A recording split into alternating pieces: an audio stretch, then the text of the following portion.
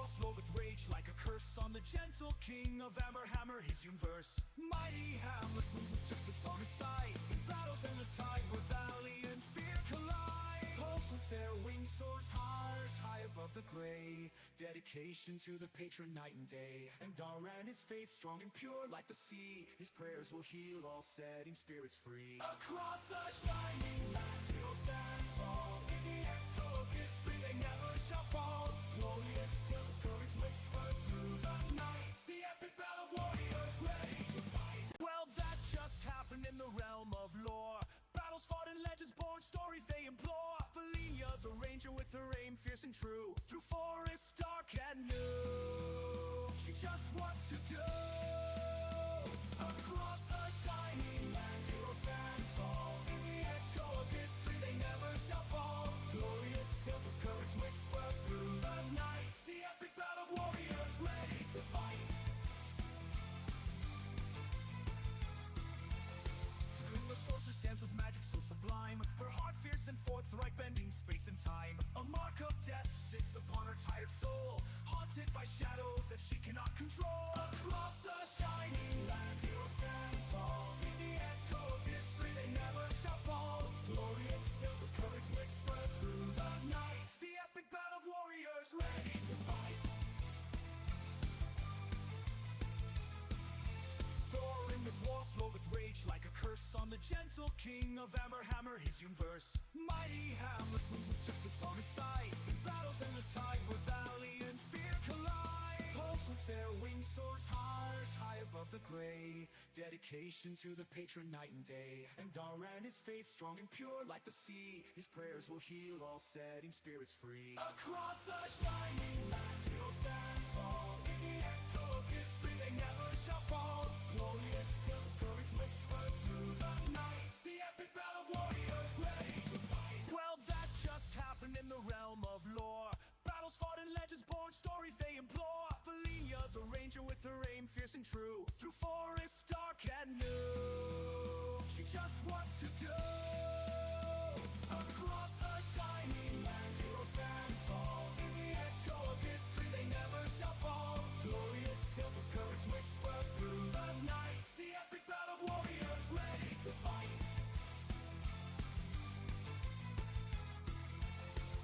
The sorceress stands with magic so sublime. Her heart fierce and forthright, bending space and time. A mark of death sits upon her tired soul, haunted by shadows that she cannot control. Across the shining land heroes stand tall. In the echo of history they never shall fall. Glorious tales of courage whisper through the night. The epic battle of warriors ready to fight. The dwarf flowed with rage like a curse on the gentle king of Hammer, his universe. Mighty Hamlet swings with justice on his side. In battles endless tide where valley and fear collide. Hope with their wings soars high above the gray. Dedication to the patron night and day. And Daran his faith strong and pure like the sea. His prayers will heal all setting spirits free. Across the shining land he'll stand tall. In the echo of history they never shall fall. Glorious tales of courage whisper through the night. The epic battle of warriors ready to fight. Well, that just happened in the realm of lore. Battles fought and legends born, stories they implore. Valenia, the ranger with her aim fierce and true. Through forests dark and new, she just what to do. Across the shining land heroes stand tall. In the echo of history they never shall fall. Glorious tales of courage whisper through the night. The epic battle of warriors ready to fight. The sorceress stands with magic so sublime. Her heart fierce and forthright, bending space and time. A mark of death sits upon her tired soul, haunted by shadows that she cannot control. Across the shining land heroes stand tall. In the echo of history they never shall fall. Glorious tales of courage whisper through the night. The epic battle of warriors ready to fight.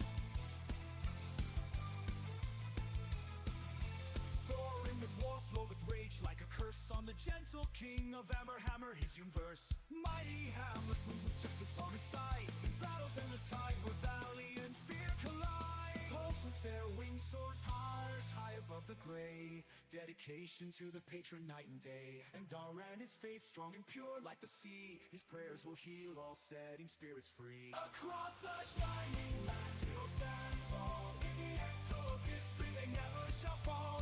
Glorious tales of courage whisper through the night. The epic battle of warriors ready to fight. Well, that just happened in the realm of lore. Battles fought and legends born, stories they implore. Valenia, the ranger with her aim fierce and true. Through forests dark and new, she just what to do.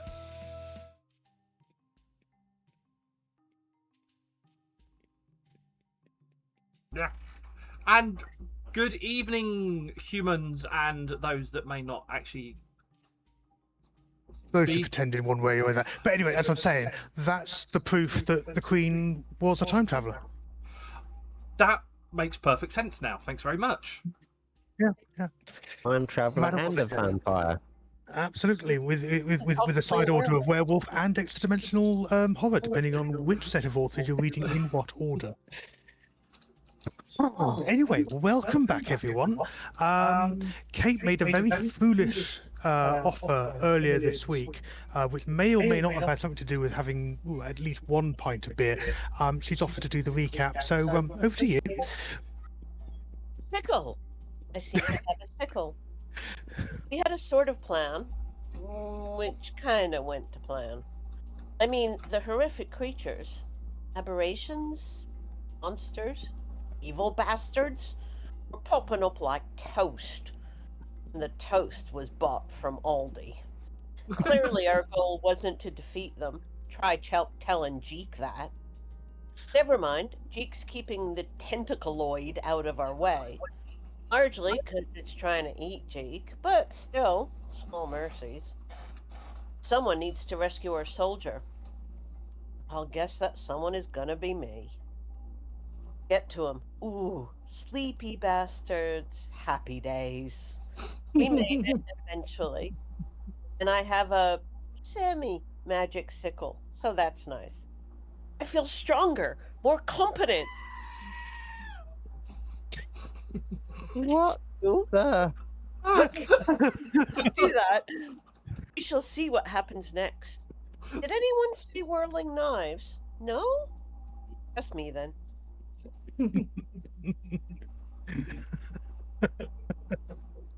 Well, thank you for that. That's I'm not quite sure who I'm saying thank you to for what, but anyway, I've now got. Who's doing unholy things to goats?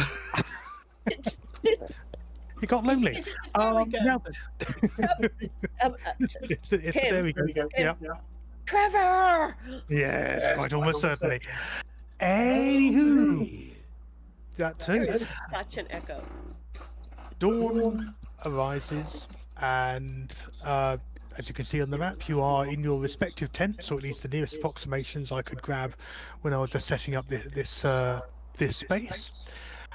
The long rest has obviously restored any and all hit points. You've got your sort of cells back up to your normal senses and selves. Battered, bruised, but yeah, you're alive after what seemed to be insurmountable odds that were ever against your favour. Right, Effie Trinket.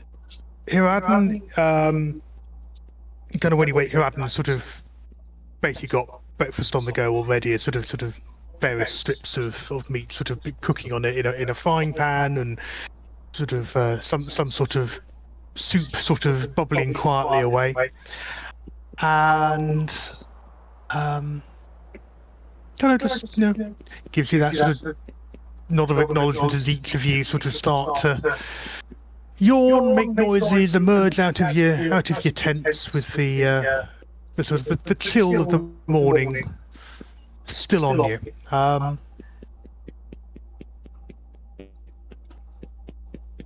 What do you do? I'm cleaning my gun. I'm sorry, what? I'm cleaning my gun. I'm investigating and thinking I've used it successfully, counting my ammunition, cleaning the gun, and thinking I need to learn how to use this properly. That's what I'm doing. Cool. That is the most American thing you've ever said. Jesus, I have never actually touched a gun apart from in fairgrounds, but you know, There you go. Ariana, I've never had snakes on my head either, so there you go. That's fair.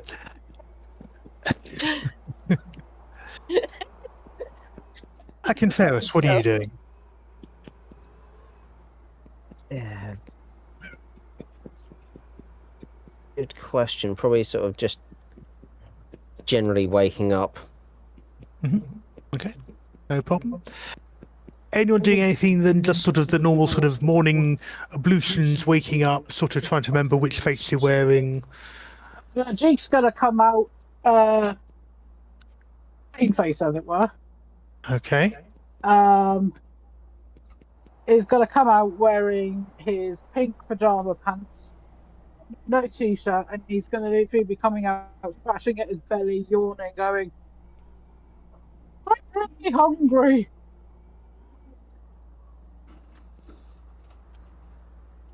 Fair enough. I think Grazga's gonna just sort of poke her head out like the little opening part of the tent and be like, oh yeah.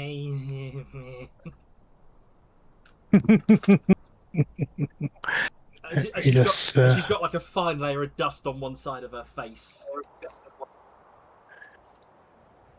Fair enough. Just changing the orders of the things on the level, just so you can actually grab your characters should you want to. Send back and send to back. There you go. He's gonna plonk himself there and just fuck it up. Hang on. Let me put that one on the different layer. There you go. Boom. There you go. There's multiple jigs. Oh god.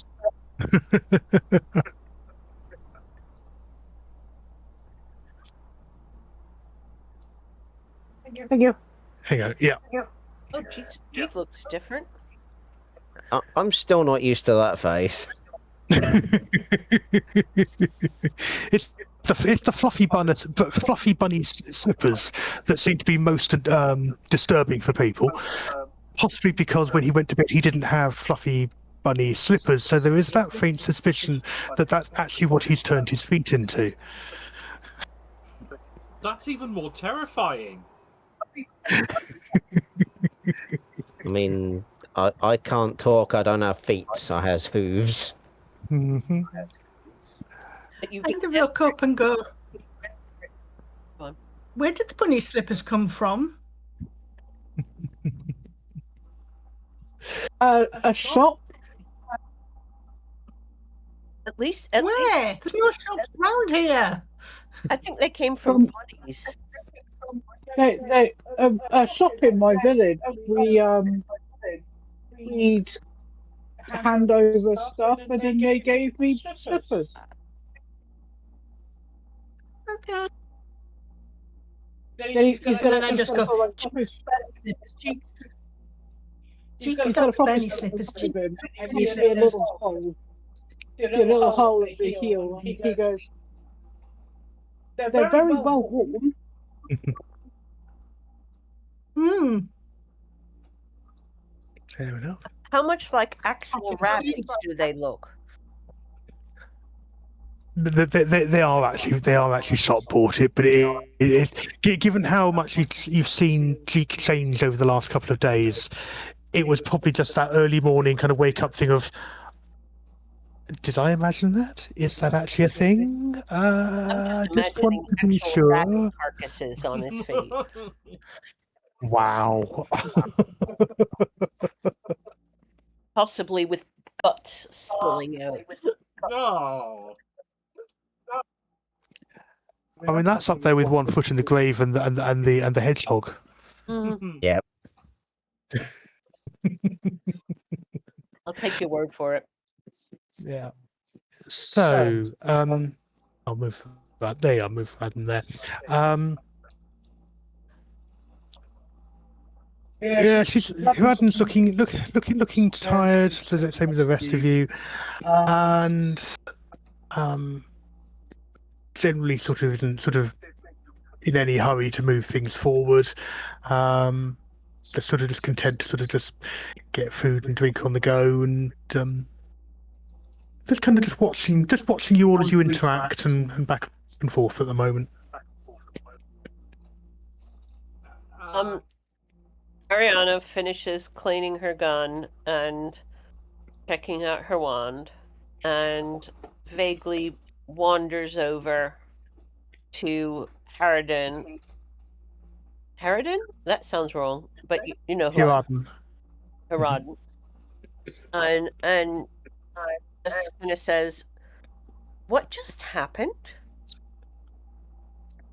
I mean, we all had the injuries that would indicate we were in a real battle, but where's our favorite soldier? And really, what just happened? And why do I have a magic? Sorry, why do you have a magic sickle?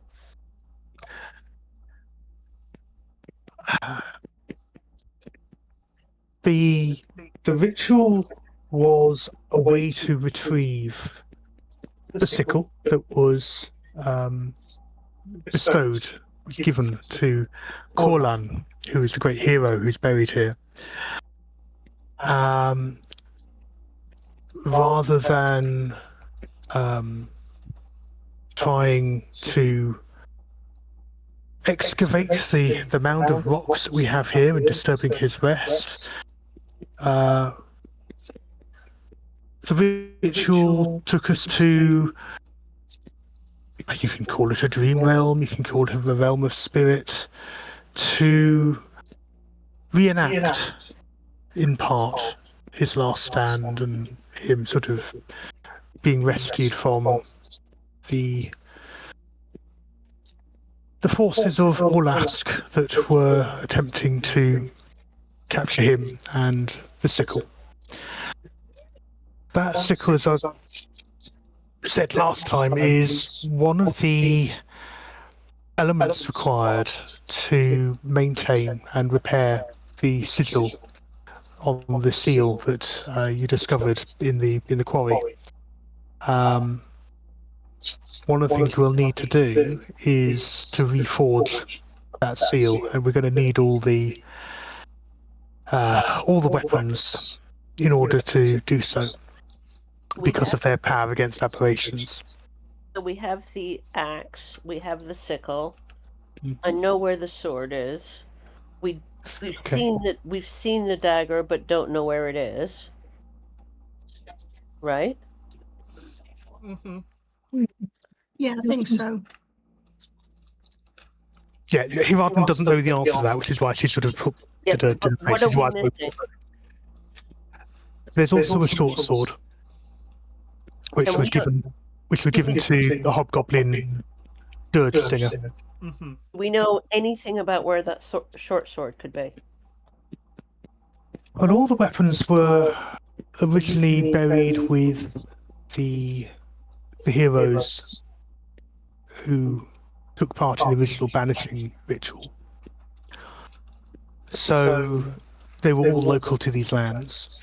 So the tomb will be of the dirge singer will be around here somewhere. You think, but on the other hand, the dagger was taken by kobolds who then went on the lightning rail, and if it hadn't been stolen by this, or attempted to be stolen by this gargoyle woman and these kobolds, or the kobolds are local. Yeah, but it could have been taken. In theory, it could have been taken anyway. It could have, but we've got to start somewhere. Yes, agreed. I'm just thinking aloud. So we're missing the dagger, although we've seen it, and we're missing the short sword, which we've never seen. Is that right? That would account for everything. 6 in total. 6 in total, right? He says, double checking. No, 5. Isn't it 5? Hang on. 5 in total. Sorry. I thought it was 5. Yeah, so 5. Axe, sickle, dagger, sword, short sword, 5 in total. Yep. Okay. Graska's gonna just look up and go. Kobolds have dagger?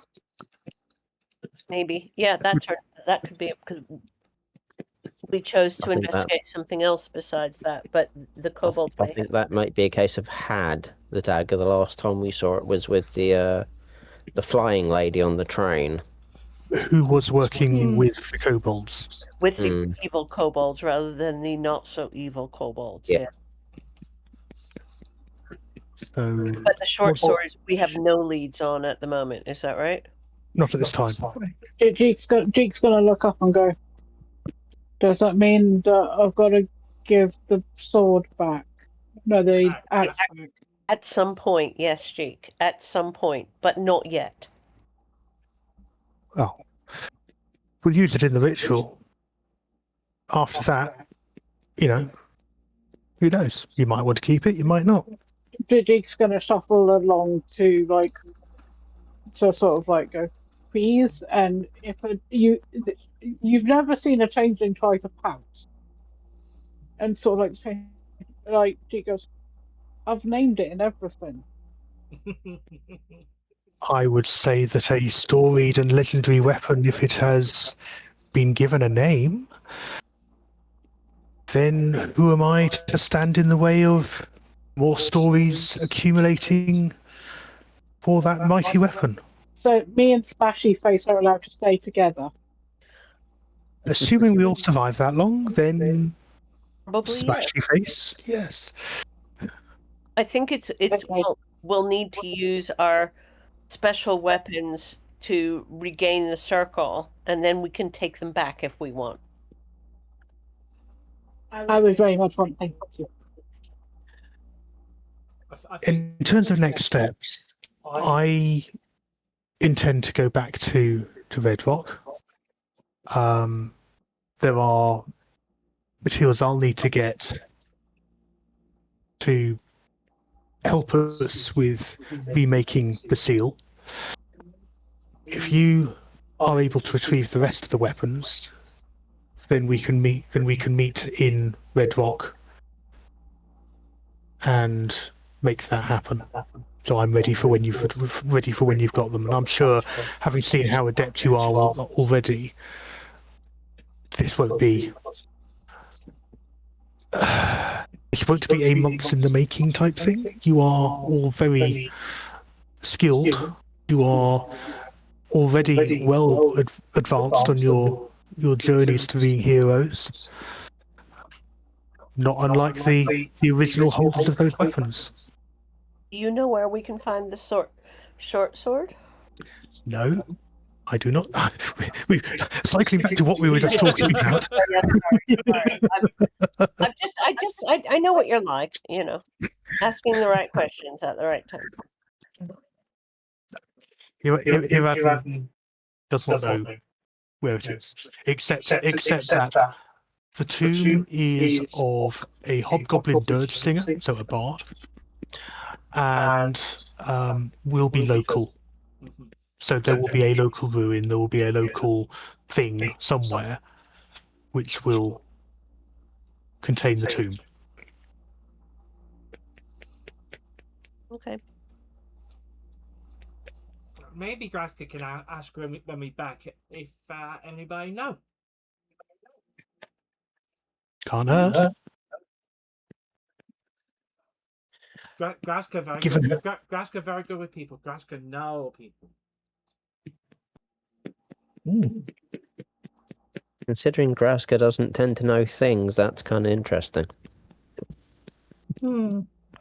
People in town, Graska friends. Mm-hmm. They everything before town, Graska go, I had no idea. Yeah. That's certainly something you've all observed. Maybe it's worth going back to Red Rock and re-equipping and asking questions, and maybe going to see the kobolds about the dagger. I think that's a good idea. Mm-hmm. Yeah, you've got a good solid sort of set of directions to where this kobold tribe live. So Sounds like a plan. Okay. So unless you guys are planning to sort of stay here for a long period of time, you can sort of get yourself, once you're rested and sort of fed and everything else like that, pack up your tents, get ready to leave. Hiradin certainly is happy to travel with you on the way back. Makes sense. He's strength of numbers and all that. You know that you are that the Red Rock is to the southeast of where you are. You know it's about a day and a half-ish of travel. I suppose just that thing of whether you want to sort of try and retrace the steps you took to get here, or to move more directly in a straight line. Well, what does Harad want to do? I mean, she came here knowing where she was going. She's heading back to Red Rock. Yeah. So are we. Yeah, so she's coming with us, babe. So or are we going with her? Oh. Yes. Semantic. She rolls her eyes. I am going to go in a straight line. I'm going to go towards Red Rock, which is in that direction, and it will take me the time to get there. If you wish to come with me, then you can. If you want to carry on arguing about it, catch up with me when you're done. And she sort of starts to sort of finish packing her bags and packs her tent away. Graska starts packing her tent away. Yep. Yeah, pack my tent away. I'm going with her. Yeah, same. Mm-hmm. He's going to quickly get dressed, but when Jeek comes out, Jeek looks a bit more feminine. Can I have my female token, please, Tim? It already is. No, that's his in-between form. Did I actually make the... You did. Did I share it with you?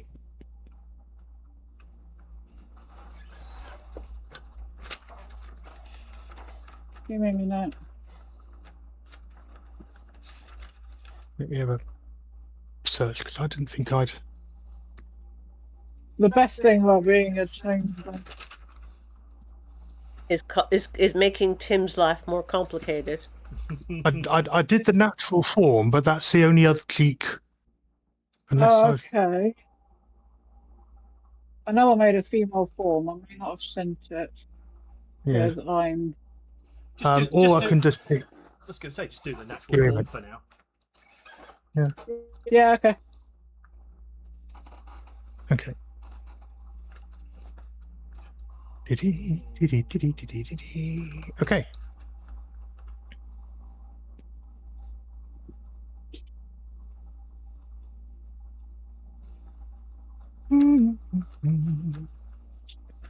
highlighting something so that because I've got something written down. It was like, right, okay, yeah, that's what that is. Okay. Oh, let's just. Oh. And like after Graska's got all her stuff packed down, she's got a stick and she's like, "We going? Fair enough. Okay. So yeah, so by it's still early-ish morning. Start to head off southeasterly direction and making along your way. Good.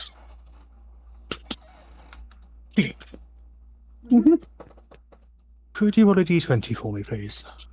Oh, just as okay. Encounter roll. 16. Okay. Couple of hours going in. The terrain is sort of a mix of this sort of semi-desert, because you're largely initially sort of going still across the salt plate, the dried salt lake, and sort of scrubby dry lands around it, and a number of tumbleweeds. Sort of travelling along, and sort of the wind gets up and the dust is sort of blowing, and sort of definitely aware that sort of water is a little sparse around here. But yeah, you'd heard of tumbleweeds in stories when you were sort of sat in the bar, but it's the first time sort of really seeing, and there's about sort of 6 or 7 of them sort of tumbling across the thing, and one of them sort of brushes past you, and there's and scratches you as it goes by. It doesn't do any damage, but it's just sort of a welt of blood where it sort of it's gone past you. Jeek looks at the tumbleweed as it goes past him, gives a bit of a pat. No, well, as it goes past him, gives it a little pat and goes, "Come on, tumbleweed, you carry on." And then it definitely feels sharp to the touch. These tumbleweeds, but yeah. She turns around and goes, "Whenever I used to tell jokes, my aunt used to conjure up a little image of a tumbleweed drifting by. Reminds me of happy days." The wind continues to blow. The tumbleweeds, sharp to the touch as they are, disappear off into the distance. Just one of those weird little things. No, they're not vampiric. No, they're not horrible creatures that sort of suddenly turn around and attack you. Just around here in this neck of the woods, the tumbleweed is sharp to the touch, and yay. You are not interrupted at all during the rest of your journey. About, well, sort of the sun's starting to be overhead, sort of getting on there. You're aware that there's not a lot of shade and shelter at the moment. How are you for water supplies? Have you got water skins and things? Yes, I've got one of those. I have a full water skin. Good. Yeah, so in the advice to everyone that we give at the end of each session, and please remember to hydrate. You are able to continue to do so. That's not a problem. But one of the things you are starting to notice as you're carrying on this path is dried riverbanks. You're now well past the edges of the lake, and you're sort of in sort of narrow, sort of thin gulches you see, and others where they're long weathered away. Occasionally you see sort of arches of sort of broken ruins of some description, sort of broken bridge remains over what may once have been rivers, that sort of thing. And Ferris, can you do a perception check for me, please? Yep. Too many things with P's. There we go. Nice. Okay. You're aware of it first before anyone else. A smell of acrid smoke, and as you're sort of at this point, sort of the pathway you're following, sort of has turned sort of slightly towards the south, and as you sort of come to sort of the lee of sort of a larger red stone, you're aware that there's again another one of these sort of the broken old stone bridges, and it's sort of over an old sort of redoubt, but just beyond the lip of that is sort of there's smoke. It's not thick and oily. It's that sort of quite something quite dry and wood is burning. You can also hear a chatter of goblin voices. It's all overlapping. Really, yeah, I know. Let me finish my sentence. All overlapping, having some sort of argument. And give me one moment just to get the map up. What you have stumbled across. Bring that there. Oh. Is what looks to be the aftermath of some form of banditry or other. So here you are, you're in the lee of this large stone here. There are good 8-9 presumably bandits. They're all sort of in a motley of various sort of forms of leather and weapons of various descriptions. There is a cart here that is burning. There are bloodstains, things all over the place. A couple of bodies you can't quite make out from where you are what those bodies are, but they seem to be all gathered around another goblin who sort of stereotypically sort of big glasses and sort of a big pack of things, and they're clustered around something. You can't quite see what from this angle. What are you doing? I kind of whisper and go, "Do you want I'll me wave to the keep others her down asleep?" and finger to my lips. Okay. Sorry, Akenferris, you were saying something as well? So I'll wave the others down, stop, and finger to my lips. Okay. So, and Gorink, you were saying something at the same time? Yeah, I said, "Do you want me to?" I whisper, "Me to try and cast sleep." And what? I'm sorry, I missed that. Was that cast sleep? Sleep. Yes. How many people can your sleep? Basically, Yeah. it's a cone, so as And how visible do you have to be to cast it? And what are they saying? Okay. So, where you're about 30, 40 foot away, so it's all overlapping, but I'm assuming sort of throwing up odd things. It seems to be an argument about the keywords. Actually, make a perception check for me and about how clearly you can hear this. What, me? All of us. No, yeah, you. Me, Kate. Yeah. Yes, you, Kate. Me, Tarzan, you, Kate. Yeah. I am baboon. Okay, so you can't make it all out because, like I said, there's about 9-10 people talking very animatedly. But you hear the words "open the safe" and the word "black powder," and that's about how much you've got with that roll. I mean, I'll let other people go first, but I think I know what I want to do. What are you relaying to people?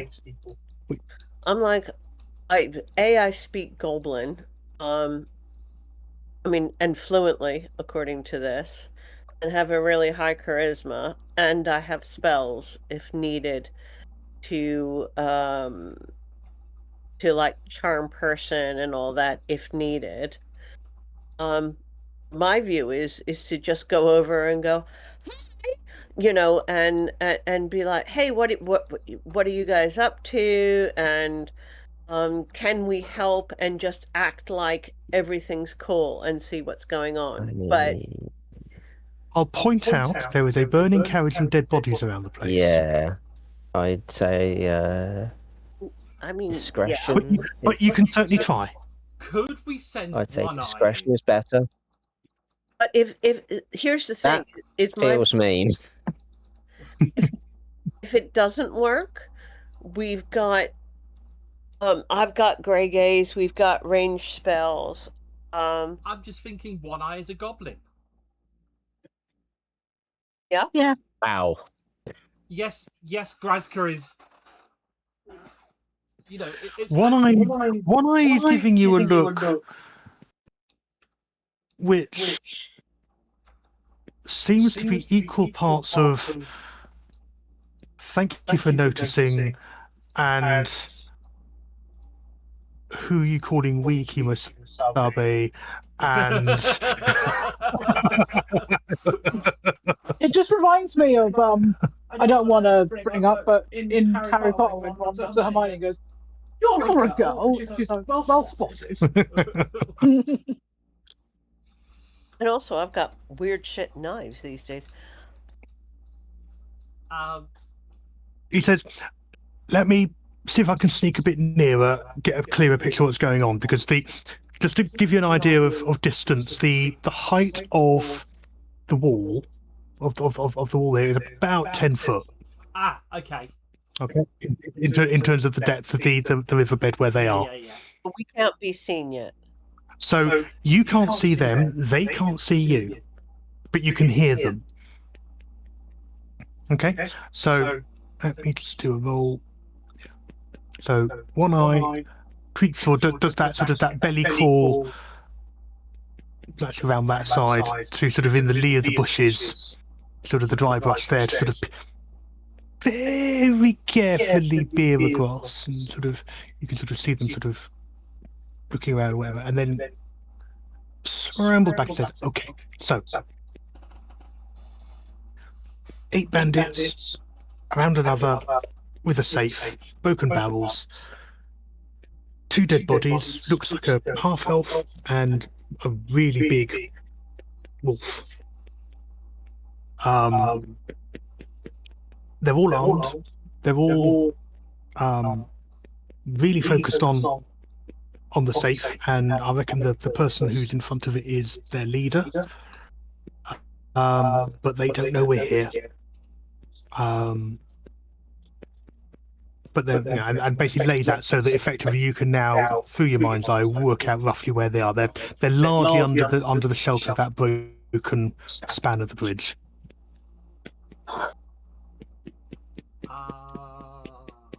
I'd say considering numbers and There could be the dead, I'd say give these guys a wide berth. Maybe we can set something up down the road as an ambush for them. At the moment, You know, it's not missing. That's all I've forgotten to copy into the encounter. Wait, what did you just put down? You're traveling together. What did she say? at the moment there's 6 of us. 7 including Haradin. And there's 9 of them. What does Haradin have to say? Well, ask her. What does this look like to you? Looks like not really our fight. She does a bit of a smile. She sort of just like bounces on the spot. You know, very anime girl bouncing. And she goes, but it is a fight. We don't even know who the good guys or the bad guys are here. I don't think there's any good guys left. I think they're dead. We're the good guys. We don't know that. No, I know that. Jig knows that we are good. I don't know what Yeah, we are. Are you I'm saying not it's the same saying thing? they You're the are. last good guy. I am the last good guy. I agree with Haradin. As much as I'd love to find out what the hell's going on here, because I suspect it's. I mean, I'd love to know what's in that safe for a start, but I think discretion may be the better part of valor here. Yeah. You can hear some stomping and movement around. So there's people moving around a bit. Okay. If we're going to not fight, where are we going to go? Because isn't this the route straight back to town? We not just try and sneak past and. Do a survival check. Someone who wants to think about the route. Oh, dude. Graska. Graska just looks at everybody and goes, "Do you think there's gold in there?" Could be gold. You reckon this is probably the easiest crossing point from what you've seen of the train. You probably have to go out of your way a few hours to find another suitable crossing point. There's some observations of how you've been travelling so far.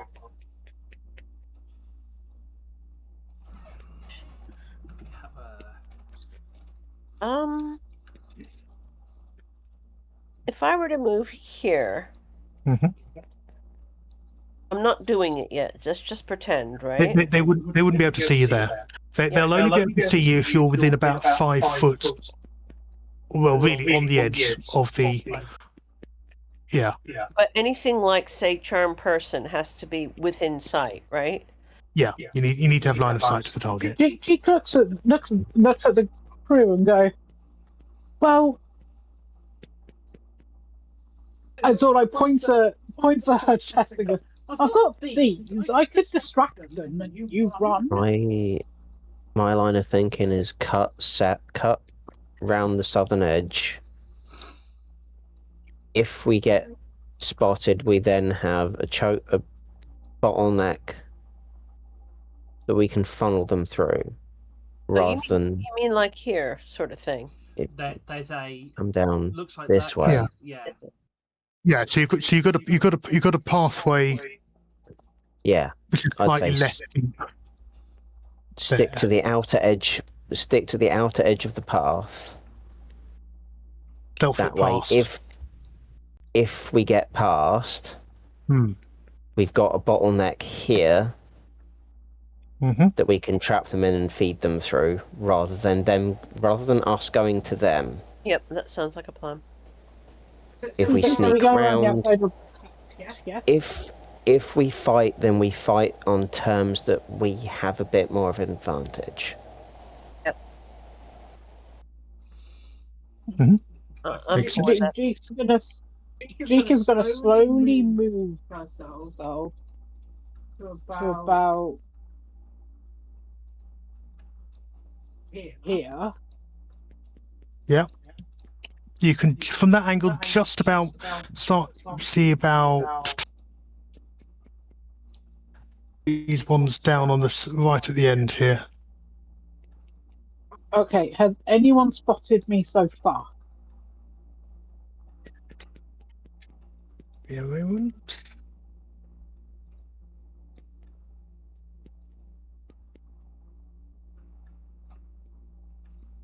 Uh-oh, Nope. I see measurings.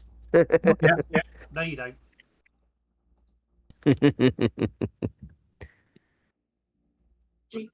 Jake whispers back.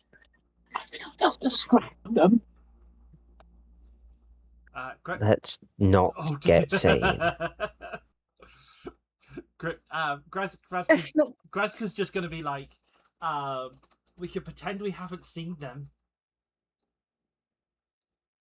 and just walk past like we don't know who they are or what they've done. Let's just take a wide berth. So if you wanted to sneak past, I will do this as what's called a party roll. So I will ask each of you to make probably a dex save. Let me just double check something. Dex or stealth? That one. Stealth. Yeah, basically make a stealth check.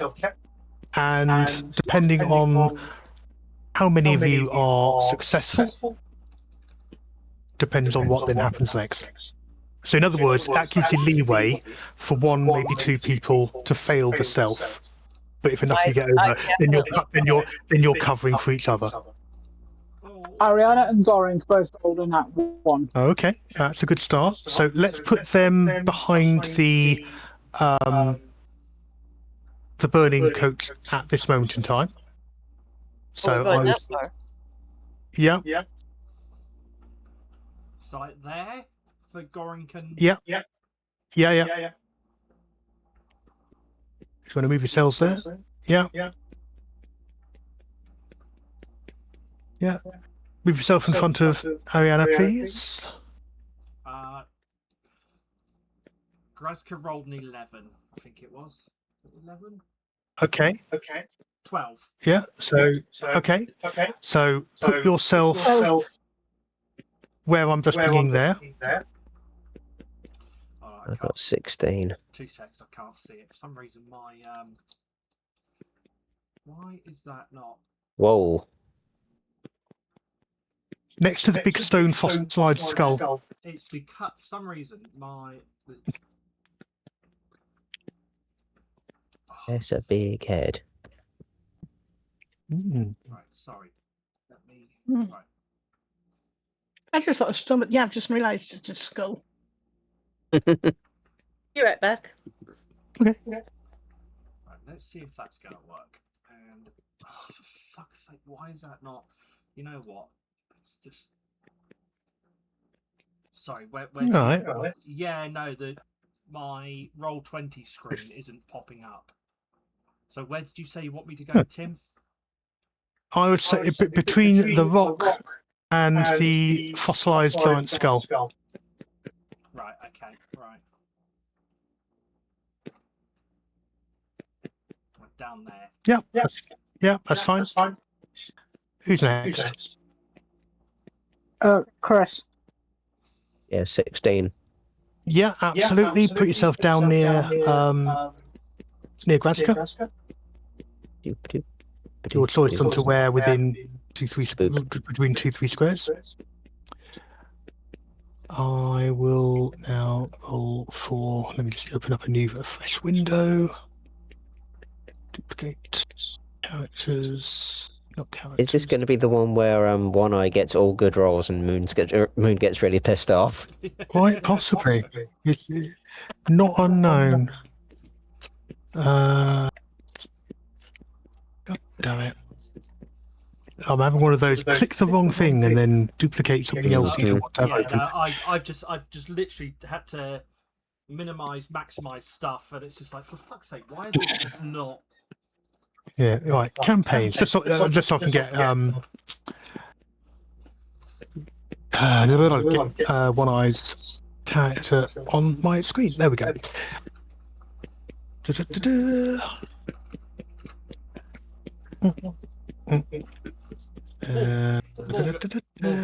Morgan, weird question. Have you got something on your desk that is wobbling? Why? Because I can hear It's a a weird tick, tick, tick, tick, tick. I thought it was just Morgan tapping. No, I can hear it I'm now. doing. It's definitely. I've heard it for ages. It's definitely something assume wobbling, wobbling or ticking. I don't know what it is, but it's all right. Or feedback. If there's nothing there, don't worry. Or just feedback between the two mics is what I'm guessing. Or it could be that the blowing thing, that it's blowing something plasticky at the other end of the table there. Because remember, I was saying last night there was something crackling that I could hear as it was turning. That might be all it is then. Don't worry about it. Yeah. It was just one of those things that I just wanted to make sure. Yeah. So One Eye's rolled a 23, so yeah, they're fine. I still think we should have tried to talk to them, but never mind. I don't think that would have been a good idea. There's one there that looks like he's more teeth than face, so So, Zeke. 18. Nicely done. Also move yourself down towards the main body of the party.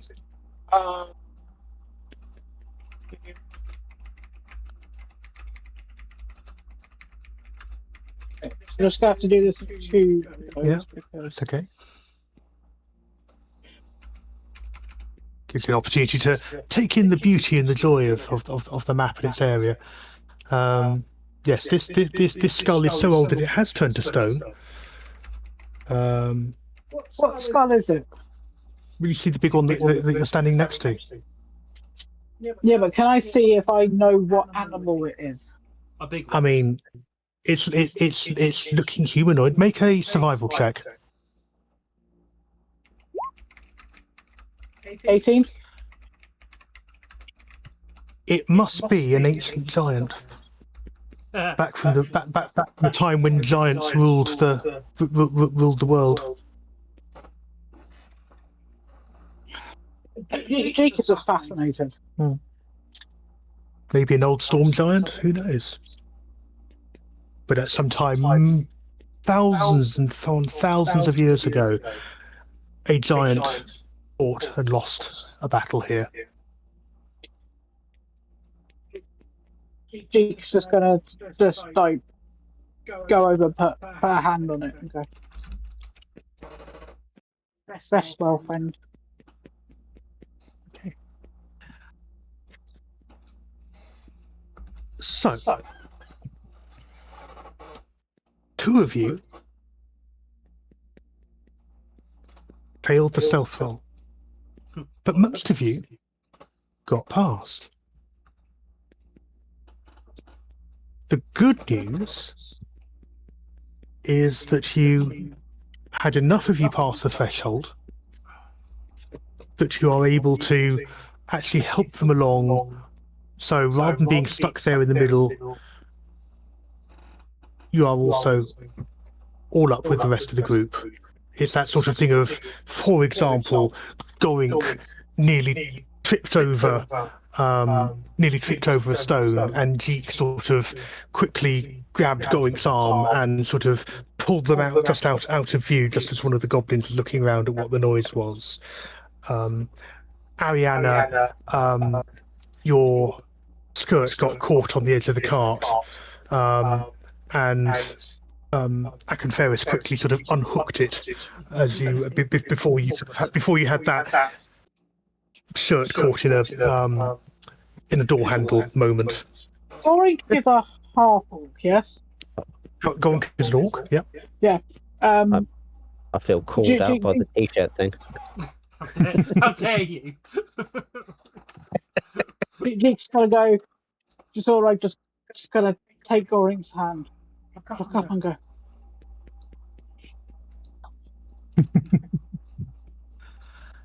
And then,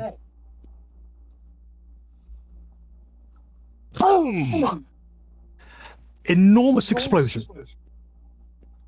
Bits of body parts of fried goblin start falling out of the sky.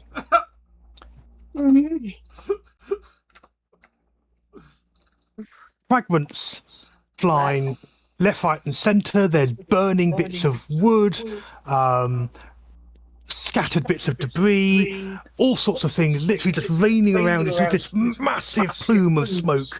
If anything, somehow you suspect the riverbed is probably even deeper. That safe is booby trapped. Just look at Aria and Gorink and go, there's a new song for you. Yeah. I'm already writing it. What do you do? Boom, boom, boom, boom. I was going to say it's either going to be a parody of It's Raining Men or Raining Blood. Pick one. Let the goblins Oh, hit the this floor. one. Or Let the goblins bodies. hit the floor. Let the goblins Yes. hit the floor. Let the goblins hit the Jeek's looking up and goes. Boom goes the goblins. I mean, does anyone want to look and see what's in the safe? It could be a short sword or a dagger, or it could just be boom. Grazka's already on Is her it way all- over. Grazka's Oh, like, God. Move yourself down there. The safe is surrounded. I'm not going to put a graphic on the map, but the safe is surrounded by this enormous blast scorch pattern in the ground. There are bits of the stone from the bridge above that have basically been blown out of the thing and sort of landed in other areas. A lot of these barrels are just totally sort of scorched, cracked, destroyed. The goblins are absolutely obliterated. The safe appears to be largely unharmed, but the door is open and shiny things are falling out of it. I was going to say, Grazka's already over by the safe. is it a case of the safe was booby trapped, or they tried to use explosives to blow it open and it went wrong? Or is it or is it that, like the soft weapon, is it that the whatever's in there went nope because it's sentient? Am I overthinking this? I think so. As a DM, it would be very silly of me not to smile politely and make you decide what you're going to do next. The safe is there. It is glowing slightly, little glowing edges that are fading. Can I do something? There is sand appears to have turned into glass around it. There's a very strong acrid smell, and I remind you of one of the words that you heard was black powder. Yeah, Can I do something weird? I'm going to just grab You can Grazka's shoulder and go, hold on a sec. You can certainly try. Yeah, what are you doing? I'm gonna go on the theory that there's something. It's probably a stupid theory. It's probably that I read too much science fiction, but that there's something sentient in there, and I'm gonna try to use the skills I have based on my charisma, and Sorry, I have to try to remember what I just got. Not so much charm person, but that that thing where I can understand or arg guiling magic.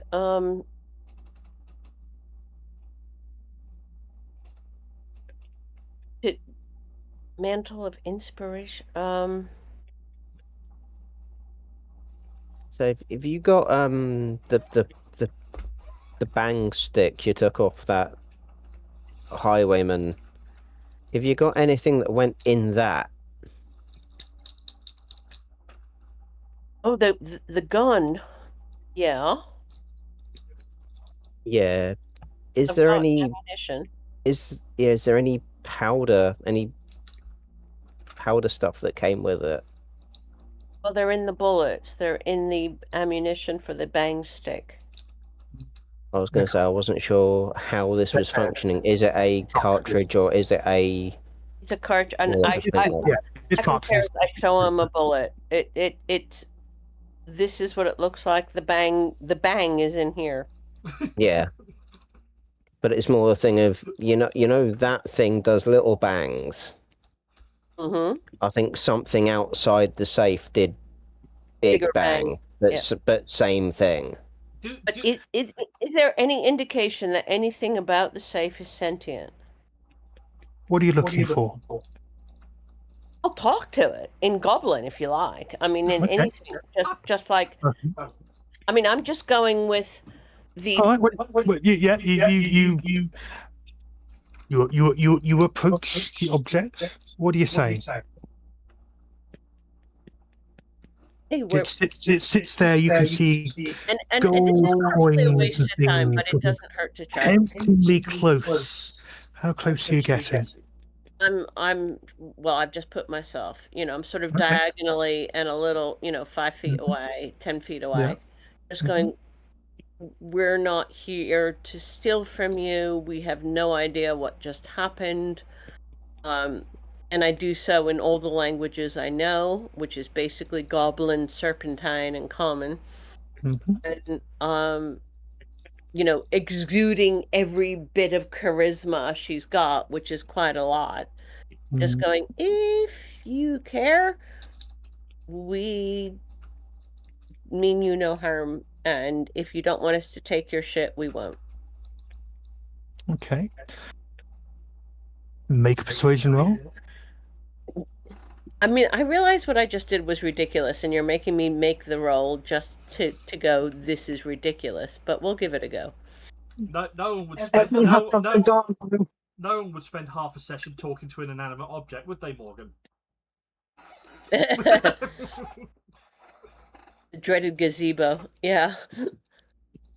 It was a perfectly well-respected gargoyle statue. I rolled a 14 in any case. Okay. You hear a blink, as if of cooling metal. It's just what a surprise. It was worth a try. Graska, No, the metal is cooling. Graska looks at Akin Ferris and goes, Graska, take down. No. I open safe gently, just to make sure there isn't anything still likely to make you look like Goblin Brain. She uses the end of her stick and just sort of opens it ever so slightly. Okay.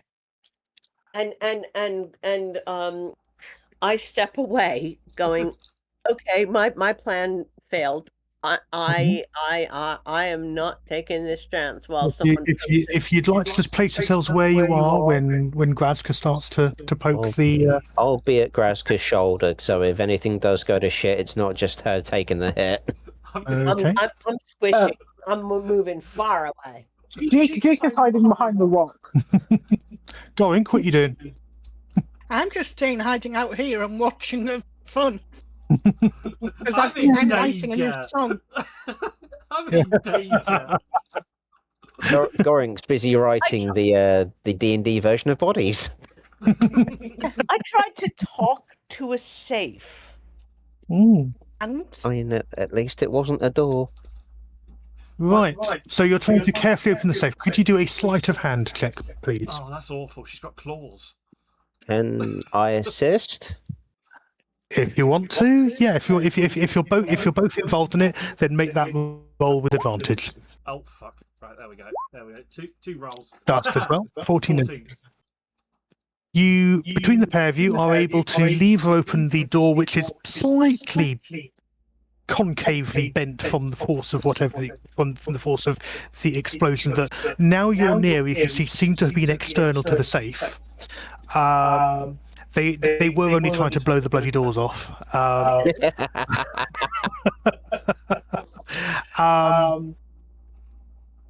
And the inside does indeed contain some coins and bits and pieces, namely 300 gold coins Ooh. Jesus. Whoa. and 2 rubies. How much are rubies worth? How do we put that into our... We could sell them.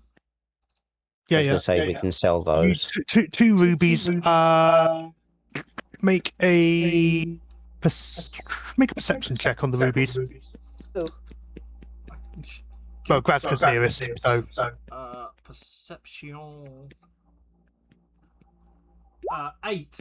Definitely not on that one. oh, they appear to be utterly priceless. Or possibly glass. Hard to tell. Okay, so I won't give you the value for that. You'll have to get them assorted. And there is an amber necklace. Can we examine it and see whether it's a magic amber necklace or just an ordinary? How would you determine if it was magic? Graska's going to put it on. Well, that's one way. That's one way of doing it. Graska sits there and goes, pretty. Just puts it on. Right. Okay. In that case, in your inventory, add an item, amber necklace, and you will see an item materialize. Manage inventory. Inventory, apparently.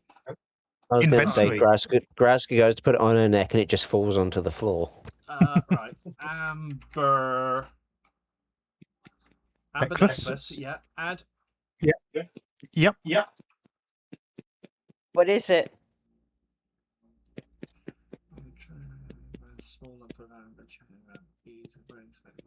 Speak louder, Leia.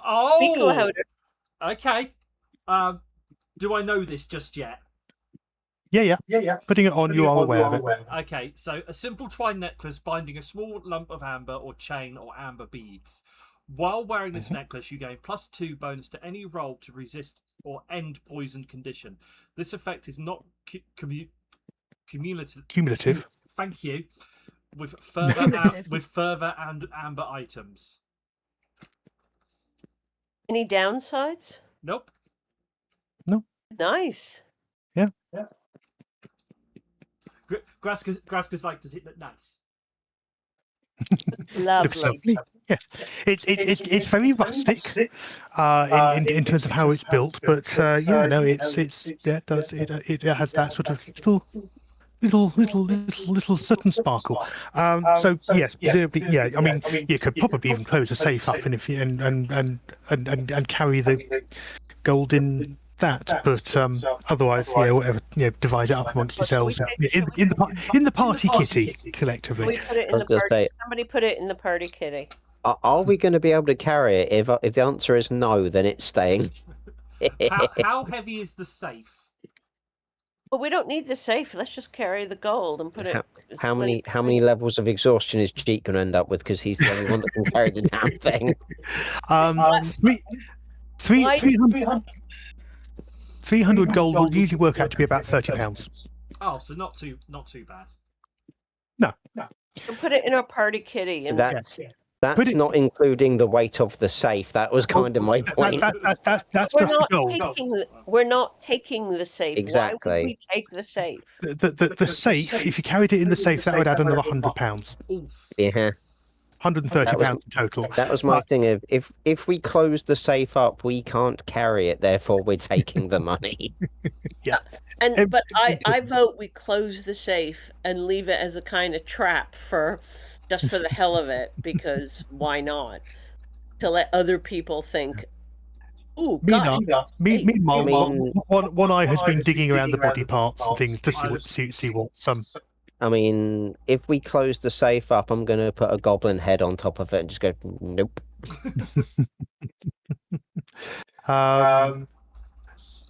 Yeah, I think we ought to put like a silver piece or a copper piece in the safe, and just That. I like it.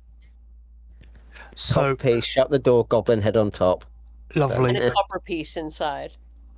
While they've been doing that, Jake's sort of gone dooley, and is looking down this hole. Right, give me one moment. Well, I guess we lost the tank. Sorry, I'm just adding something into One Eye's inventory, because while he will hand over a lot of stuff, there is a couple of stuff he's going to keep because thief. Oh, that hole, that giant hole. What a hole! This hole here. Wow, what a hole. Yeah, what a hole!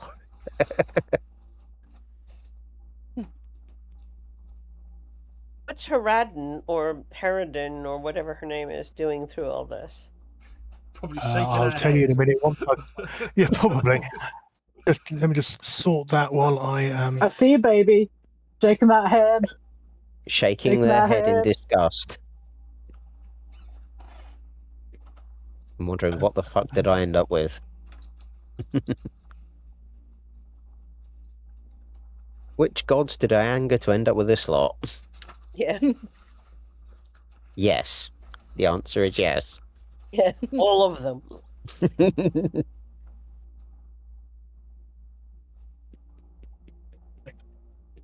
That's updating that.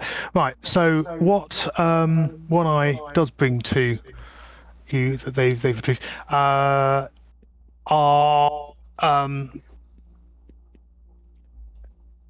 obviously there's various assorted clubs and short swords and leather armor in various states of being destroyed. But he has bought 10 rings, assorted kind of brass and silver. They're worth about 10 gold each, he says.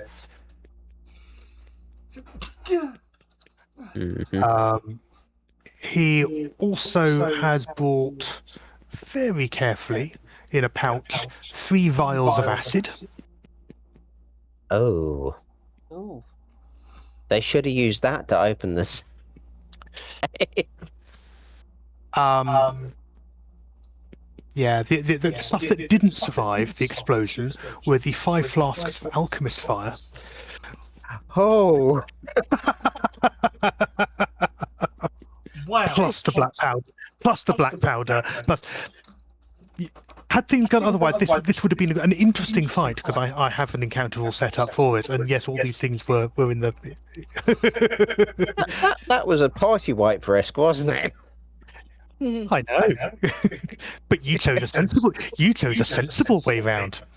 And being the Weird West, you got to see what happens when people play with black powder. I never said that they were very clever goblin bandits. No. And as far as you could tell, looking at them, there weren't any of them that there were locals that you'd seen down the Crown, for example. What's that old saying? Never correct an enemy when they're making a mistake. That's the one. I'm gonna have a little squidge, look around, not like One Eye for treasure, just look around the safe to see what's going on here, besides what the goblins tried to do. I mean, yeah, basically the safe itself. You can sort of see the rut marks where they dragged it from the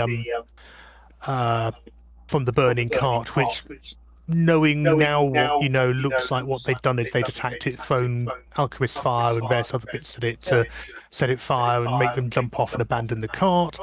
The half elf that's dead wearing ordinary clothes, looks like sort of a, we've got a short sword and hide armor, and at a guess from the sort of the broken open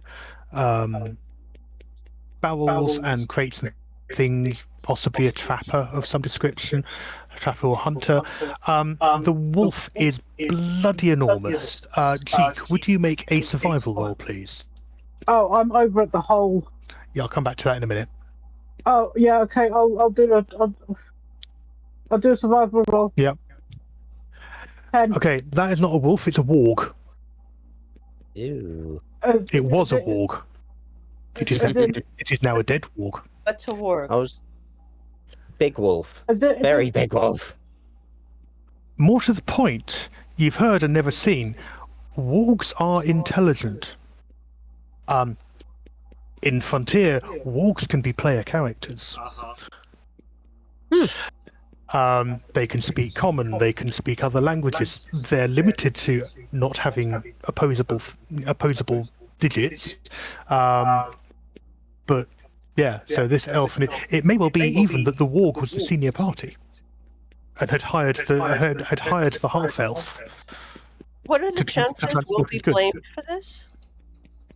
So what is the chances that Will be blamed for this? All the evidence that someone else did Well, this. what I was going to ask was there anything on anything that survived that showed a ownership marker from or going to Red Rock? make a perception check for me, and then we will come to you in the darn hole in a minute. Yes, a lot of things all happened at the same time, so I'm just working my way through the bits. Nothing you can find. If there was, it was destroyed in the blast or fire or the rest of everything else. Right, Jeek. Very large sinkhole. Possibly something burrowed it. Could you make a survival roll, please? Oh no. 20. Nice. You quite possibly a giant burrowing worm, possibly of the purple variety, may have been here at some point. Something graboids. Can we go home now? But it looks like it's been quite some time since it was here. There's no fresh scents. There's none of that kind of fresh formic, acidic smell. Jeek's gonna look down the hole. Go, It's probably a whole network of collapsed tunnels under there. Can we go home and stick to high ground, i.e. stones? Yes, please. She's gonna look We've got down a the problem hole. with stones. No stones. Gorink, no. Leave your toenail alone. I'm listening. Jeek's gonna go, hello? Vaguely hear. It's not a great echo, but you sort of hear the oh. You reckon, actually with that roll, you reckon that's probably a good 50, 60 foot deep? Oh boy. Like, Jeek's gonna get out his little note. Jeek's gonna get his notepad out, sort of like sketch the hole. Okay. Sort of like write down what he thinks made Yeah. it. And then write a little note going, interesting creatures here. They dig big holes. And then he's gonna have a look around his map and show and see if he can find something of note. I mean, there's a big giant stone skull, and there's this sort of room, There's a very and big head. there's ruins of a house. There's the big stone bridge. Jeek's gonna go over to the skull Mm-hmm. and have a proper look at it. Okay. I said it has turned to stone, so it is a fossil. Whether that's because, well, make a history check. So 14. Yeah. Okay. Based on the dream crest that you were in, you know that all this area used to be swamp and lush land and everything else like that, whereas now dry clay. So whatever it was they died buried in the mud for thousands of years. You believe it's been since the age of giants. And the flesh has been, the flesh is gone, the bones replaced with. You've got a vague idea of how fossilization works. Jeek is going to rest both hands like the jaw area here and make a little just say like a little prayer to the sovereign host, just to go, please, if you haven't already done so, please accept to this person over the threshold, or like just trying to do like a little acknowledgement, marking respect. Yeah. Okay. They're gonna whisper, "I wish I was as big as you." No one would think twice about asking me if I could use this axe. Observations of anyone else while Jeek is? This is about the time you sort of finish sort of picking up the pieces and you're starting to emerge from the dried riverbed, and you sort of get back by the time that Jeek sort of is finished off doing that. No, Grazka's happy with the gold and the necklace. So my observation is, after that bang, we may want to get lost. Yeah. You hadn't said it. Yeah, others will have heard that, and no doubt in due course people will come to investigate. There is quite a thick plume of. It's not a thick sort of oil well style sort of big thick plume of smoke, but there's still a definite there are things that are burning here now. So Jeek's going to continue walking south, and he's going to get in front of the group just in case anything jumps out. Okay. Fair enough. Ariana speaks to Harunda, or whatever her name is. Yeah. That's 5 different names. I know. Right, eventually. And I mean, she's a little bit worried that our group will be blamed for the death of the half elf and the warg. Best we can do when we get back is report it. That sounds sensible. We really should check in with the sheriff, just in case they came from here anyway. Yeah, or House Orion. They're sort of the major sort of trade route. Yeah. Freight movers in the area. I'm going with the law. So House Orion then. And this is that weird thing out here in the world.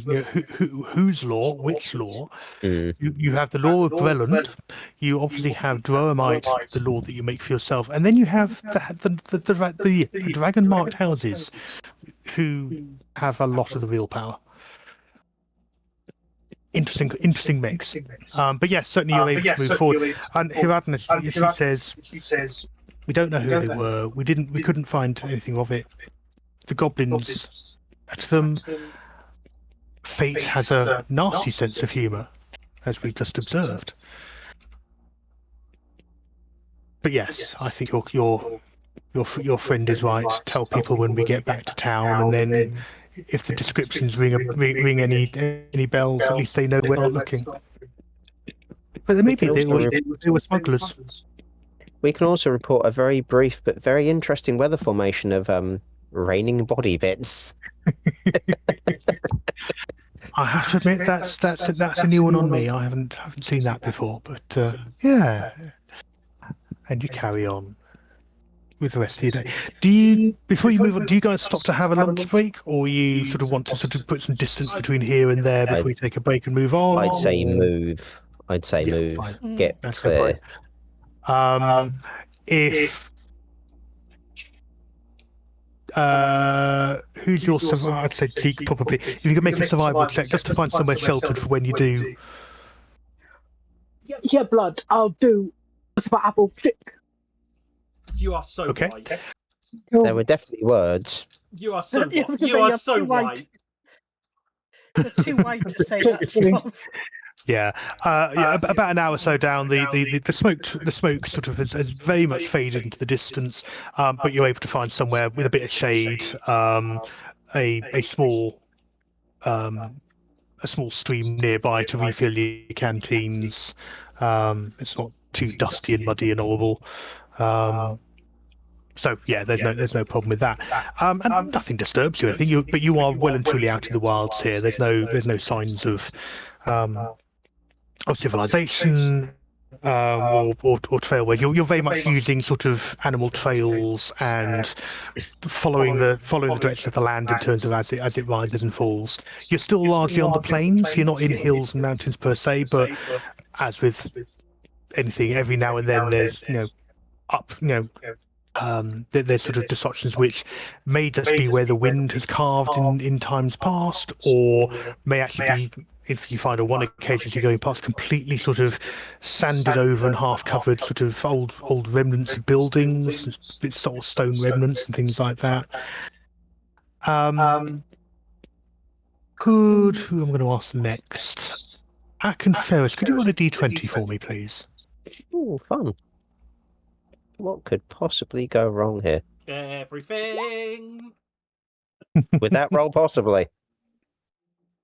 Okay. That's fine. Thank you. You. I should just warn you, Tim's been researching dinosaurs lately. Oh, good. Someone I can talk to. D&D. It's D&D. Dungeons and Dragons and Dinosaurs. Okay. Oh my! I was going to say, I can hear George Takei in the back of my head. Oh my. Oh Oh my. my. Oh my. Which I love George Takei. Yeah. There's the thing I'm looking for. There it is. I want to play an undead. I want to play an undead bard who does acting and call him George Takei. George Takei. I like it. Oh. I like it. Okay. The your journey is relatively uneventful. You sort of every now and then you sort of see wildlife in the distance, birds overhead, but nothing that comes close enough to sort of really disturb your time. But towards the sun is starting to set, you're starting to travel through an area that you can tell has had settlement in the past, but it's all sort of wooden shells of buildings that are sort of long, sort of fallen apart, all been robbed out to make others, and there's lots of stuff that's all been patched and built out. And you find yourself, as the evening is sort of starting to draw in, entering, for lack of a better description, an old abandoned high street village. North End. An old ghost town, for lack of a better description. I was going to say, we found a ghost town. Yay. Most of the buildings are open framed, sort of the roofs long filled in, and generally sort of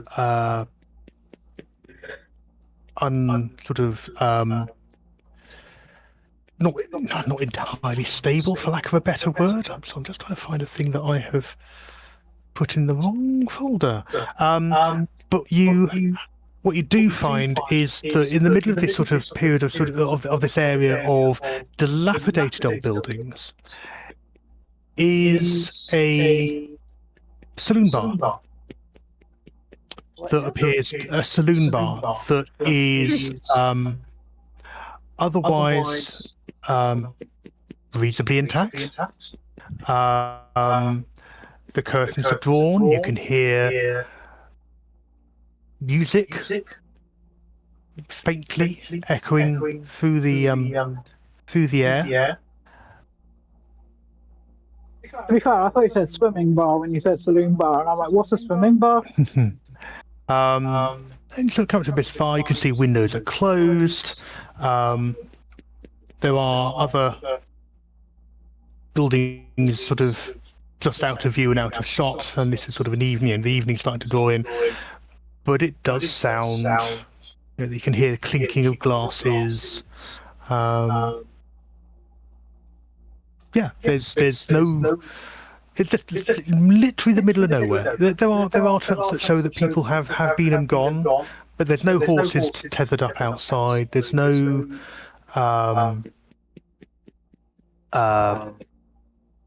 no one lounging outside making the place look untidy. Do you want to investigate? Graska's going to walk up to the door, just push them open, like proper cowboy style. I guess we Push are both then. open. Okay. I was going with no, but here we are. Yeah, I was going to go with no, but yeah, yep. Oh, Inside, you can see a dilapidated saloon with various tables. People are playing cards. People are sort of you got sort of saloon girls sort of checking over shoulders and checking in. People. Sorry? Are they translucent?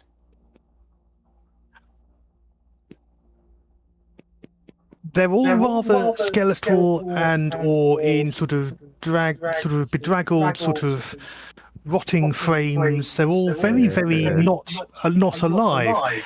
They're also not really paying you any attention. Sort of one or two kind of look over and then back to their cards, and they're sort of just quietly playing. Shall we go now? Graska, Yeah. shall we go now? Let's just leave them to their games. Yeah. Let's go home. Let's leave these fine folks to their drinks. Let's go find Off we somewhere to go. bunk down outside. You're too slow. And then- Graska's in. God damn it. I Bye, walk out. Graska. I'm just like, fuck this for a game of soldiers. Nope. A door opens and a halfling steps out. I thought I heard people coming. Come on in. I don't get many living passes through, but those who do are always welcome. Pay no attention to. I like to call them the long-term guests. They were here when I came here. I make a small business providing shelter for people passing through the area. You're very welcome. They're all dry enough that they don't smell. They might even play at cards if you join it.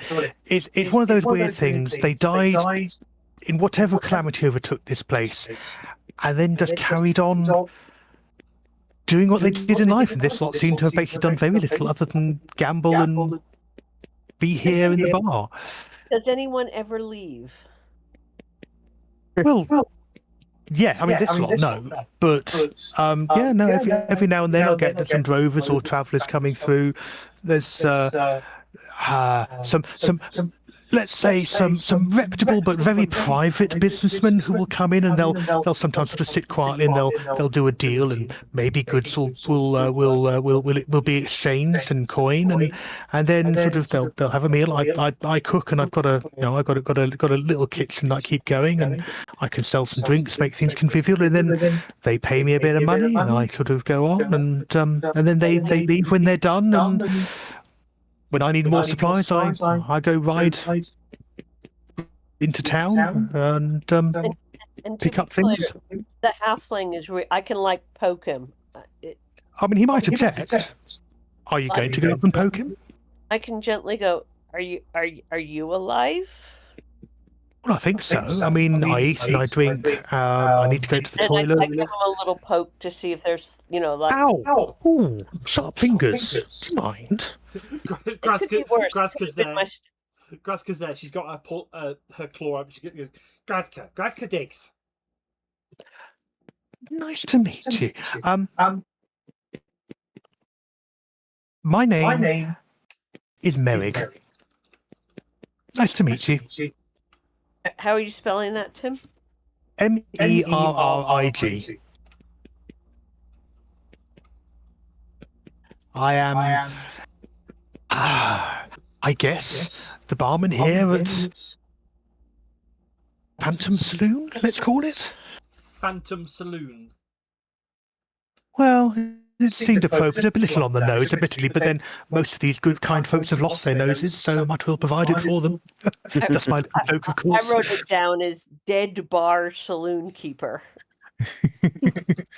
No, I'm very much alive. I'm not. No, I'm not dead. No, the bar is dead. The bar is dead.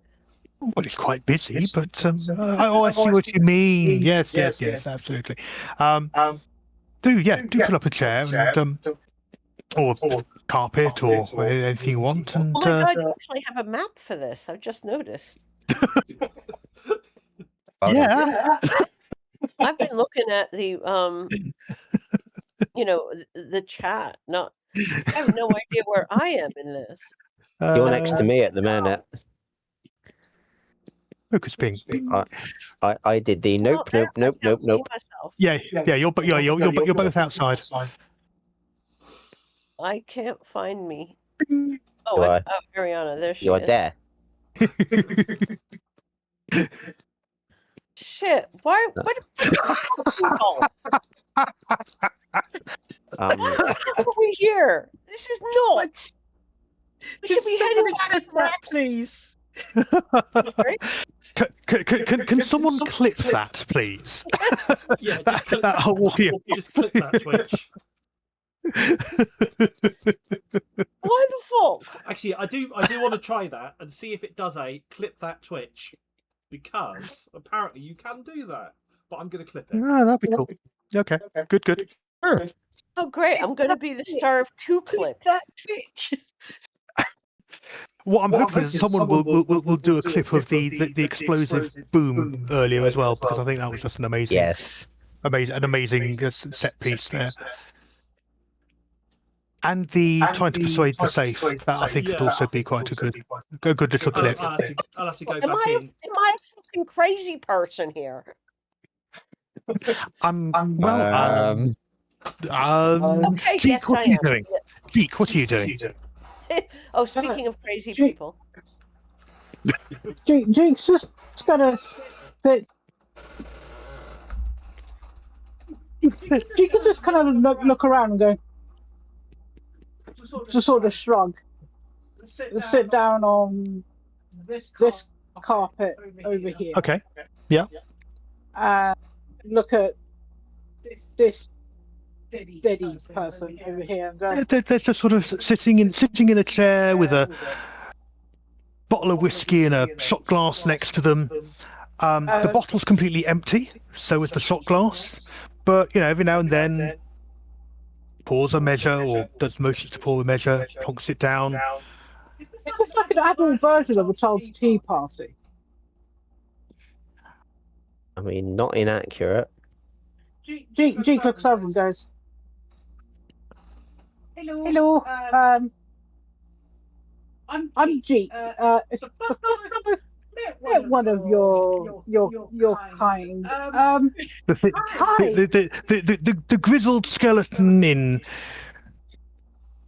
dust-stained leathers and its ribs poking through holes in its shirt where the moths have eaten it, sort of turns, and its sort of dry, cracked sort of skin sort of moving with its tendons, and it looks at you and sort of claps its jaw a few times as if talking back to you.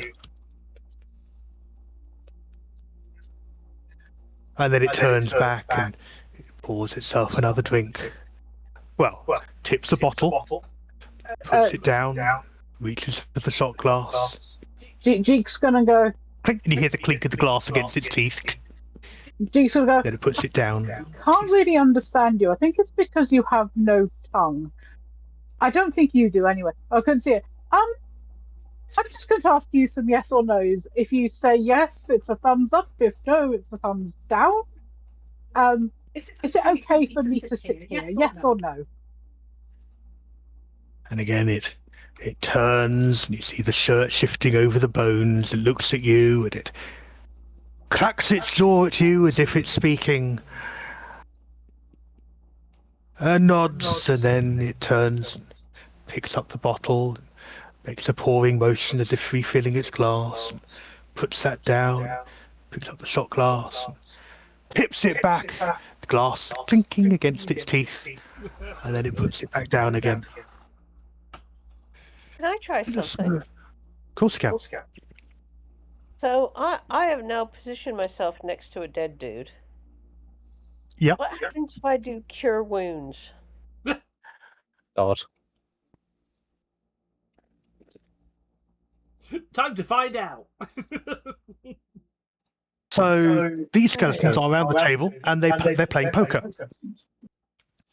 I mean, half the cards are ripped and torn apart, and they're sort of basically repeating the same pattern and back out again. And the cards aren't really making anything. It's sort of one of them's got 6 cards in its hand, one's got 3.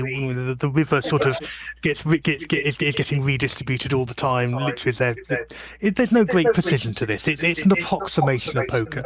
But if you want to cast cure light wounds on the creature, then roll how much you do. I mean, nobody else is doing anything sensible. Why should I? Go for it. I'm staying outside. That's fairly sensible. Cure wounds. It's with touch, and I'm not going to make you roll to hit because it's literally sitting there, and you'll. I've cured 10. Okay. It crumbles into dust. Literally, it crumbles into dust. The clothes sort of collapse into this heap. The cards fall into sort of a small flutter across the table, and the other players look at you, and then they look at their departed, and then they look at you. And the one opposite reaches. And now we have to leave. And you think it must have been looking to pull out a wand or something, but its hand is empty. But it's definitely pointing something at you. And then it loses interest and sort of turns back to its cards, and the other one turns back to its cards, and they gather the cards back in and deal them back out, including to the one who is now a pile of dust and bone fragments, because his skull has sort of landed sort of on the table, and you sort of see the skull sort of vibrating slightly as if it's trying to clack its jaw, and they carry on. But now, and you actually spot there's actually a couple of other empty spaces where cards are being dealt out to as well. I use prestidigitation. That thing. That thing that I can't pronounce. To prestidigitize, if you like, cards in my hand, and I sit at the table. Okay. And play cards with them. Okay. Fair enough. One way to take over, and basically they deal you in exactly the same way as they're now deceased, forgotten. It's as if you have now stepped into that role, and so it's not that you are as an extra person. I'm just trying to get a feel for what the hell's going on, and it's like, if you can't beat them, join them. I tried to cure one, I failed, so I'll play, and so I use the prestidigitation. That's the one. Prestidigitation. Yeah. To hold the cards, and until I'm not needed to anymore, because obviously I don't need it anymore because they're just willing to, but I make sure I hold on to myself, right? Okay. Oh yeah. There's no malign influence. It's just that slightly weird thing of you're playing sort of an approximation of poker. It's sort of somewhere between poker and Cripple Mr. Onion, you suspect. The rules are sort of vaguely what you've ever heard of, and at the same time, they don't care. Whatever. They're literally going through the motions. Make an Arcana check for me. Yes, sir. Arcana. Can I do religion instead?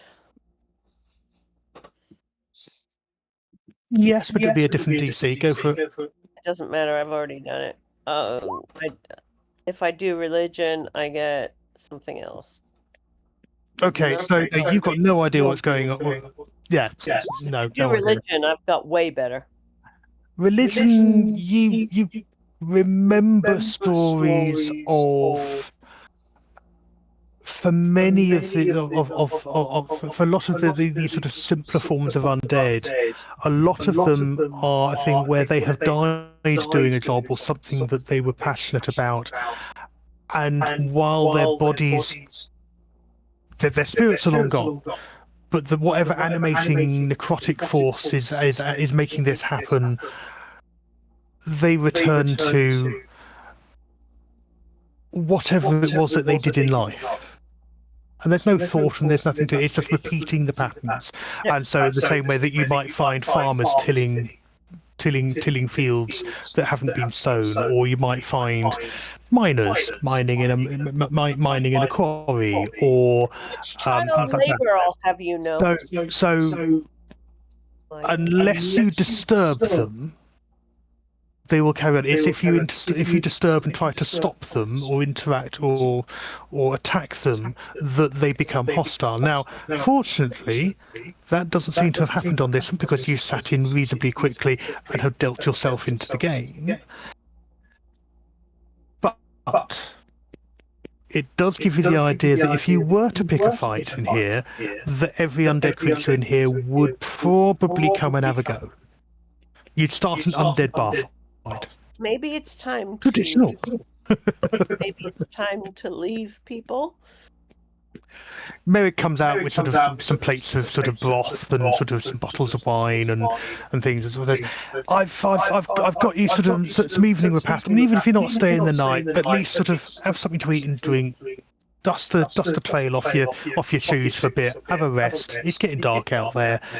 You can carry on later if you like. I can see many of you are used to travelling the night. Why not at least sort of have a bit of a rest from the cold while you're here? He sort of bustles around, sort of. I say it's on the carpet here, sort of bringing out sort of plate, battered plates and cups, and it's not really matching, but it's what you get the feeling it's what he's been able to pull together. And he sort of leaves the bottles there.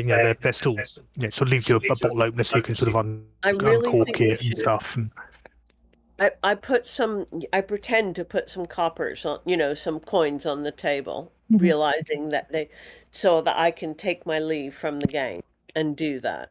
I just go. You're going to go and join. I pretend to. I don't just leave. I pretend to fold and put my chips on the table to let them continue their game uninterrupted. And I'm like, guys, we should go. We really should go. We should go. Meanwhile, Goink, what are you doing?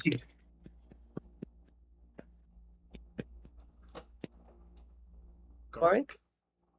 Oh, sorry. I didn't hear my name being mentioned. Apologies. I'm just sat kind of semi-gobsmacked at what the hell is going on. And just sat there going...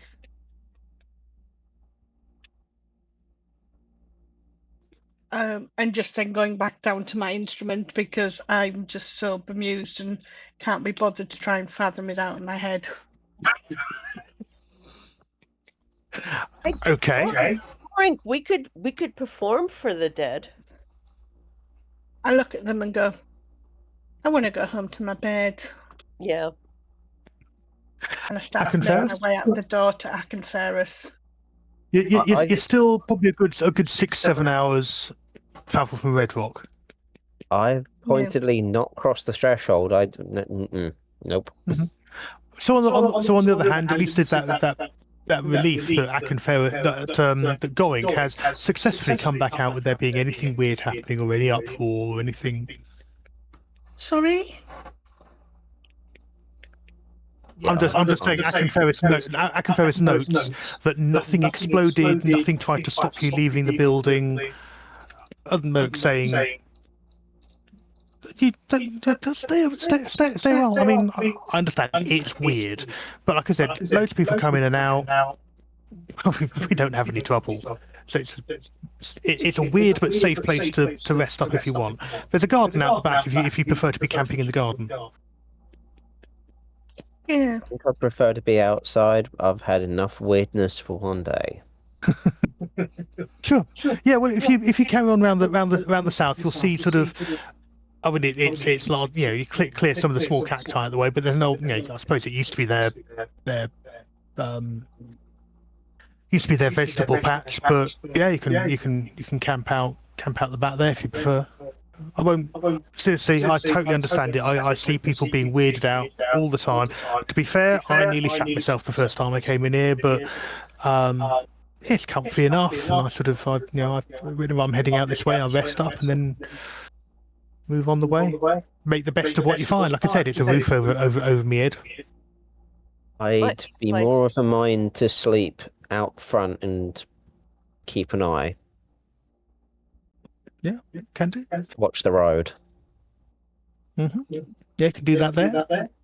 Or I said, or there is. I mean, if you want to sort of move yourself around the place just to have a look at the lay of the land, you're more than welcome to move yourself around the map and do so. I'm not going to track or trap you.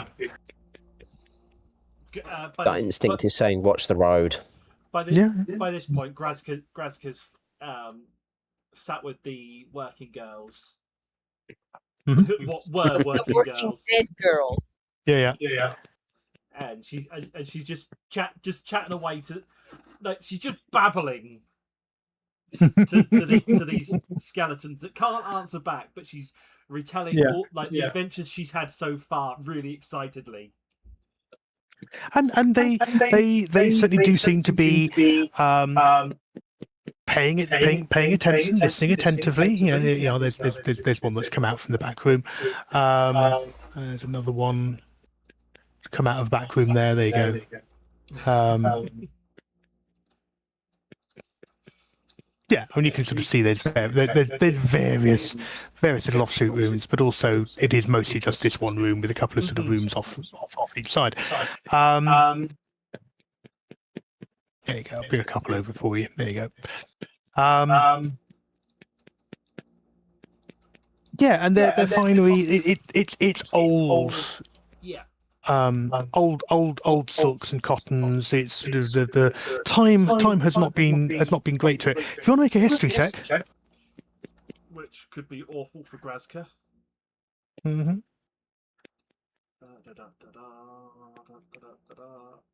Oh, okay, it's not as bad as I was. It's awful. Okay, you've got no idea how old the clothing style is. I mean, it'd be like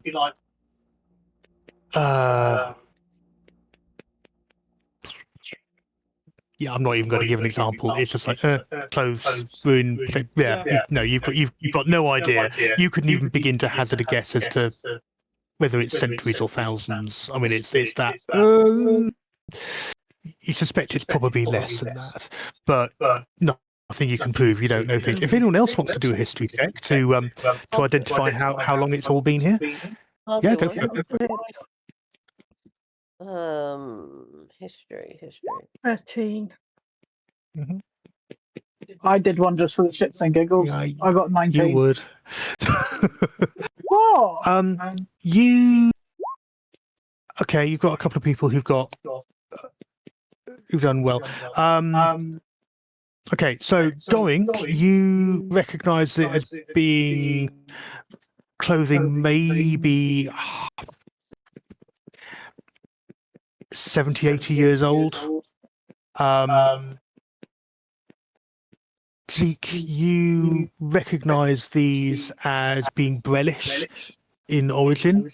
Okay. And yeah, about 75 years ago. So this is a small place that would have been set up while the last war was still raging, early years of the last war, in fact. So wouldn't so much have been called Breland. It would have been part of the Great Kingdom of Galifar, which is the kingdom that basically split up into the Five Nations.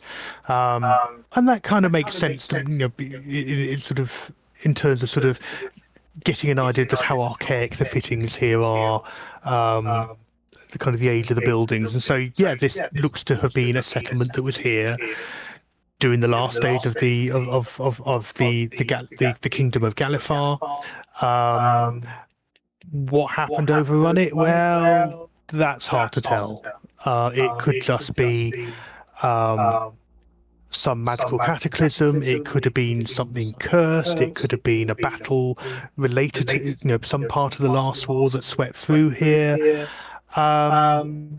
those of you with magical background, if you want to do an Arcana check as to what might have caused what's going on here, Why not?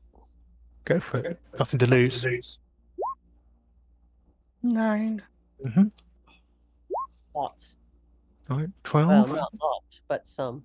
Yeah, 12. Good. Oh, for fuck's sake! Okay, Ariana, you're the nearest. It's one of those. This sort of rings bells. But one of the features of these lands of Eberron as a setting, let alone just the wasteland, just the demon wastes, is that there are places across Eberron where the other planes of existence are nearer, or the boundaries are thinner. And one thing you have heard is of places where the domain of darkness is closer, that can sometimes be manifested, this manifest zone, in necromantic effects being stronger, but also beings that die in that area spontaneously rising as undead. And maybe that's why this area was abandoned. Maybe it wasn't war. Maybe it was that actually there's something about this area that is just closer to Mabar, is the name of the realm. Somewhere near here is a manifest zone where, in theory, someone of great power could step from this world into the plane of death, into the plane of darkness. But other than that, it's perfectly normal. There's lots of living things in the area. It's just Other than that, it's perfectly normal. Yeah, well, welcome to Eberron. But it's that thing of looking out. You can see that actually the plant life here, now you're looking, is looking drier and a bit more withered. It is a little more stunted. The trees are a little bit more kind of desiccated. They're still living. And it's the sort of thing that you know from your studies. It's not like an overnight thing. You're not in immediate danger. If you were here, if you lived here for 6 months, a year, whatever, then you might start to have some sort of effect. But what? Okay, then let's think about Mr. Hobbit guy, who is halfling. Sorry. Merrick, Oh yes, we're streaming. We don't want to, interfere with. The Tolkien estate. Yeah, that one. But how's he doing so well then? Well, I mean, as you already mentioned, he doesn't live here. He sort of passes through. He sort of comes here for a bit, moves on, goes back into town, which, seeing as the nearest town you know of is Red Rock. Probably means he lives, but he makes enough of a living out here to keep coming back and serving people. Alex S. Beyond Let's say the smuggling community, perhaps. I'm with Akin Ferris here. If we're going to stay here overnight, we should camp outside. Okay. No problem. Anyone else? I mean, I'm saying for myself. I'm just I've at the already point where moved myself if outside. Yeah, no worries. if we stay, we need to have watch. Yeah, okay. That's the only thing I'm saying. People can stay inside by all means, but I think we need to have watch. Okay. And So, also, what is Harandina? Because I'm going to use a different And name that's every time. 6. Yeah. No, I'm going with Harandina this time. But anyway, what's her view? She's weirded out enough that she's going to join you outside. The lady that literally summoned a vision of dead people is weirded out by dead people. Okay. Yeah, that's not a good sign. It's time to go home.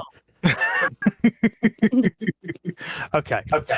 Those of you who are planning to sleep and camp here outside the building, those planning to camp and stay here overnight are inside. Yes? No? Different? Yeah. Okay. Who is staying inside? Hello. Well, I can see Jeep, One Eye, and Graska. One Eye probably just goes and sort of finds one of the table booths and sort of stretches out sort of under the table and in one of the booths and Wait till Moon hears you've done that. It's high noon. So 4 in, 4 out, 2 in. So if overnight we split into 2 watches, 2 each. Yeah. Yeah, Mhm. should be fine. Jake is going to find somewhere to get changed into his jammies. Yeah, easy enough. And then he will relax his face and just ask ask Merrig, could I have some soup? Of course, he very, very, very happily sort of serves up. People soup. Oh, it's Where do you think he gets the marrow from? It's well, they look like perfectly good root vegetables and lamb Marrow and marrow broth. stew, lots of stew. Let me just... Don't ask what the meat is. It's named. What's the problem? Yeah, it's just, I mean, they just Hold they just got a whole load of goblin. its name is Fido. No, his name is Odif. They literally had meat rain from the sky. Jake just go. Jake is just like he's just there with his relaxed face. He's just really he's quite weirdly chill for a person surrounded by dead people. He's like, Okay. my dad would love this. I'm going with, by the way, just technically that this represents another long rest, given that I've just cast heal wounds, so that God, isn't it lovely when people make assumptions? Yeah. Yeah, that there's nothing horrible going to happen, that there's not about to be a massive roll, as I say, and everyone roll initiative because the undead have decided it's time to eat. However, fortunately, the night passes without any incident. I'm going with long rest. You all at some point fall asleep, despite your best efforts. When you wake up, it is daylight. You are in the middle of the ghost town. There is no sign of the Phantom Saloon. It is as if it was never there. What You are about literally Justified on staying outside. all of it, even the people who are inside. If you look at the map, I know. what about the halfling who was our mine host? Mm-hmm. Oh my god, we've just duplicated. yeah, shush. God's sake, I Yay, was just trying to. clones. I was trying to undo the last thing, and now people are moving things. Please stop a minute while I sort it out. Please stop. Look, my hands are here. Oh, Right, now we're all gone! We've all died! We're ghosts! Right. 3d4 psychic damage to Kate. We're going over. There you are. Somebody's gonna start bowling in a minute. And I think from the gibbering that is now taking place, that now is a good time to say, and that's the end of the session. You have had a long rest. But yes, you have had that thing where you've fallen asleep at some point, despite your best efforts. Everyone fell asleep. You have no recollection of moving, of being relocated. You are well fed. So that definitely happened. Quite possibly, in fact, why not? The chipped and broken plates that you ate off, you find in the dust and gutter next to you. And Ariana, Yes. you find a dusty pack of cards just tucked into your pocket. I examine them. And that's where we'll end the session. Thank you very much, everyone. Wonderful session. I have loved watching all your confusion. I have loved listening to you all react to the criminal masterminds of the Goblin Bandits. Your reactions, in particular to the Phantom Saloon, has been very gratifying. Being a very weird West, almost certainly. Who knows? You may encounter it again at some point in the future. But yeah, 20 to 11. Good session, I feel. I can't wait to see the clips when they come out of all the exciting, fun, and weird and wonderful things. And Leah, I give you control of your channel back. Thank you very much. Thank you very much, Tim. Oh my God, I've been holding that yawn in for ages. I was thinking, I'm not going to yawn because I'm going to talk in a second. And as soon as I opened my mouth, I yawned. It was like, thank You're you, pretending to be the guy in the bar. Oh, great. Thank you, everybody. It's been a brilliant stream, and because I've been so relaxed, I'm like, I've literally slumped down in my chair. Let me try that again. There we go. Thank you, everybody. It was a fun stream. That was definitely a thing that happened tonight. On that note, should be back tomorrow. So, thank you very much. Take your meds, stay hydrated, and from all of us here at the channel, get some sleep. Not at all. Good night.